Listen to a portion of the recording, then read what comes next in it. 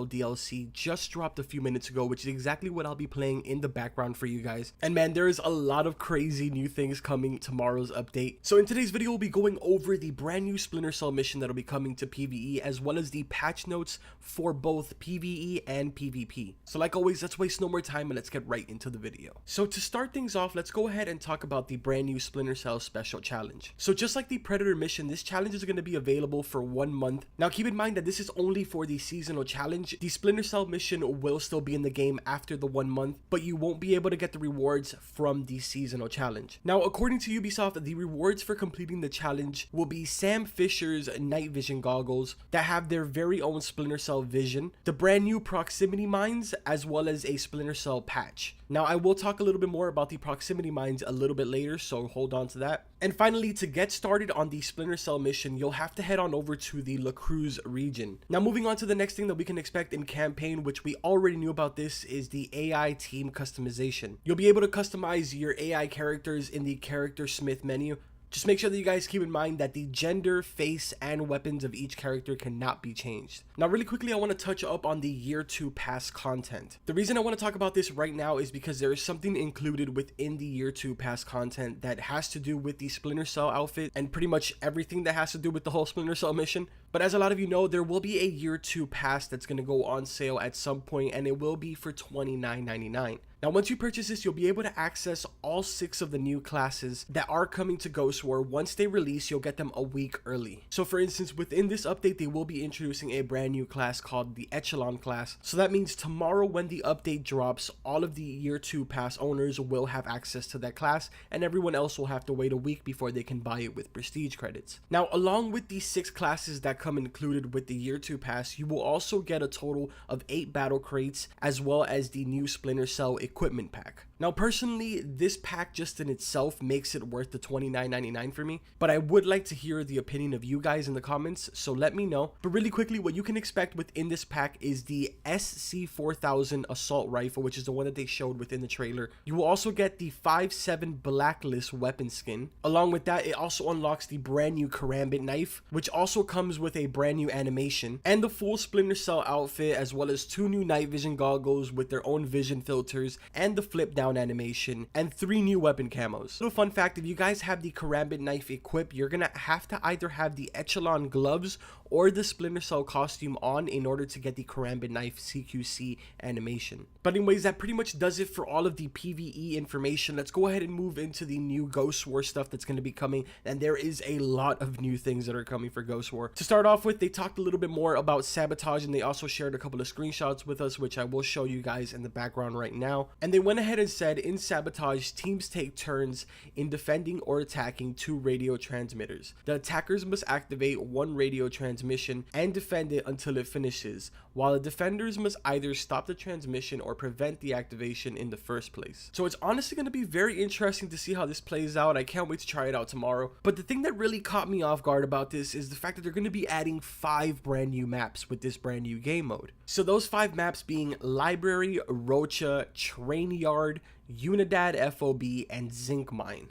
All of these maps will also be included within the quick play and the ranked game modes. But along with that, they're also introducing the brand new class called the Echelon class. And for the description of the class, it says, the Echelon class is equipped with ultra high frequency sonar goggles, standard equipment to 4th Echelon agents. When activated, it sends sonar pulses that reveal enemy players in his vicinity for a short time. This allows the Echelon to gain tactical advantage over its enemies, especially when used under low visibility situations, like nighttime or inside smoke clouds. Also, the ability's range is greatly reduced while moving, so keep still for maximum effect. Like I said earlier, I'll touch up a little more on those proximity mines, but we did get a little bit of a teaser on the Echelon class, and it looks absolutely sick. I just love how he looks in general, but the way that they teased him using the proximity mines, it made it sick. And I'm sorry, but I am very easily excited, so you gotta deal with it. Anyways, moving on, now that we're talking about the new classes, let's go ahead and talk about some of the changes that are coming to the existing classes. So the first change I'm seeing is for medic, and it says we have replaced the medic's mines with flashbangs. The next one I'm seeing is tech.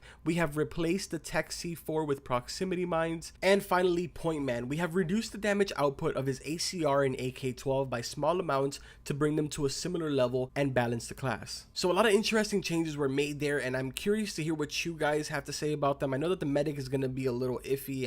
That's the one that I definitely want to hear what you guys think about. Now moving on, a brand new perk is being introduced, which is called the hollow point ammo. It says the hollow point ammo perk applies bleeding damage over time for 90 seconds with every bullet hit. If the enemy is already affected by it, every bullet that hits will refresh the duration. Additionally, while the effect is active, battle rage and adrenaline rush will not regenerate health. Interacting with a supply crate will remove the bleeding effect. This sounds extremely interesting because it sounds like it's going to absolutely melt predators now. And I guess in a certain way, introducing this kind of makes sense why they would reduce the damage on the point man's weapons. But anyways, let's go ahead and move into the brand new equipment that's going to be added, which is the proximity mines that have been mentioned about 1,000 times already within the video. But it says we've introduced a new type of explosive device favored by 4th echelon agents called a proximity mine. Similar to the C4, it can be attached to walls and other surfaces and detonate when detecting an enemy in proximity. It cannot be diffused, and the damage it deals is lower than a regular mine. I think personally I'm either going to get very annoyed with these or I'm going to find these extremely entertaining to use,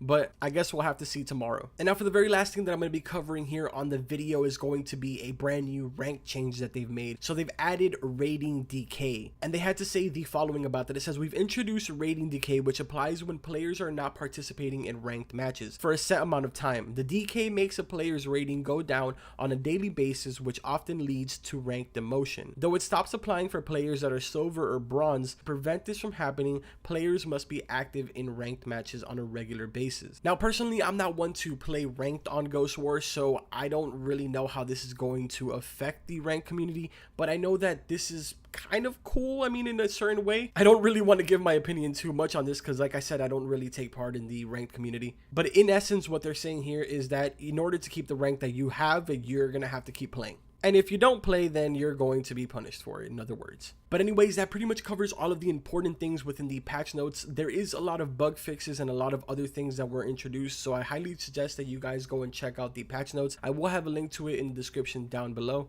And really quickly before I end the video, I want to tell you guys thank you so much for 10,000 subscribers. That is insane. It is... just thank you. I don't want to get too much into it, but just thank you guys. I will hopefully have a 10,000 subscriber video up on the channel at some point throughout this week, so I do hope that you guys check that out. But like always, if you guys enjoyed the video, make sure to drop a like on it, and don't forget to subscribe to the channel for all types of Wildlands, Ghost War, and Far Cry 5 content. But anyways,